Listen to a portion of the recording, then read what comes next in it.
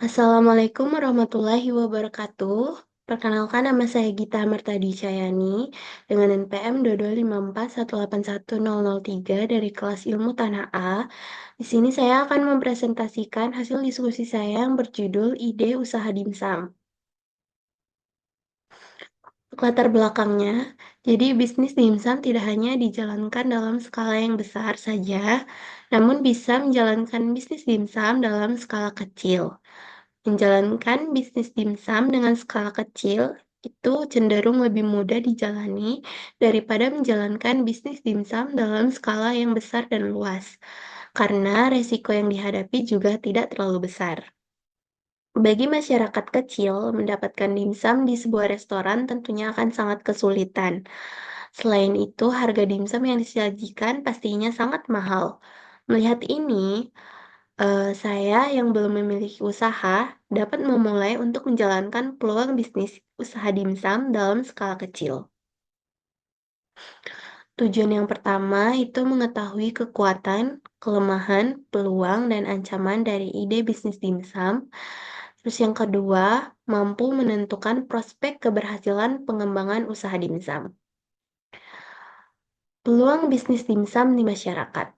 Saat ini, dimsum menjadi olahan pangan siap saji yang sudah banyak dijual mulai dari restoran hingga pedagang kaki lima.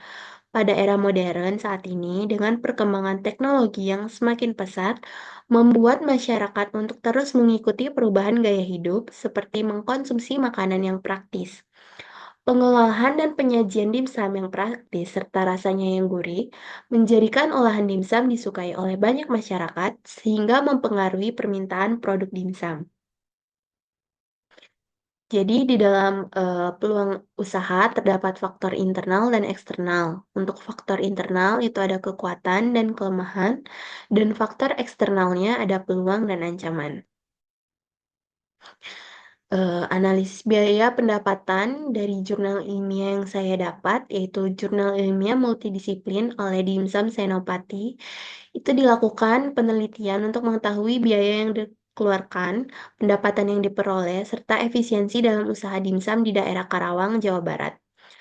Pada tahun 2020, total penjualannya yaitu 900 juta. Tahun 2021 senilai 1 miliar 250 juta. Dan pada tahun 2022 itu sekitar 1 miliar 584 juta. Untuk keterangan penjualannya pada tahun 2020 itu kan senilai 900 juta. Sedangkan pada 2021 itu senilai 1 miliar 250 juta. Jadi pertumbuhannya sangat melesat yaitu 96%. Dari data di atas, jumlah penjualan pada perusahaan Dimsum Senopati pada tahun 2020 mengalami peningkatan sebesar 96% dari tahun 2020 900 juta ke 2021 senilai 1 miliar 250 juta. Selanjutnya pada keterangan penjualan pada tahun 2021 itu senilai 1 miliar 250 juta, ke tahun 2022 itu senilai 1 miliar 584 juta, sehingga pertumbuhannya semakin besar juga yaitu 60%. Jadi peningkatan ini juga disebabkan karena Dimsum Senopati ini memperluas strategi pemasarannya. Jadi yang tadinya jalur distribusinya hanya di gerai offline, sekarang sudah merambah ke pemasaran melalui online seperti GrabFood salah satunya.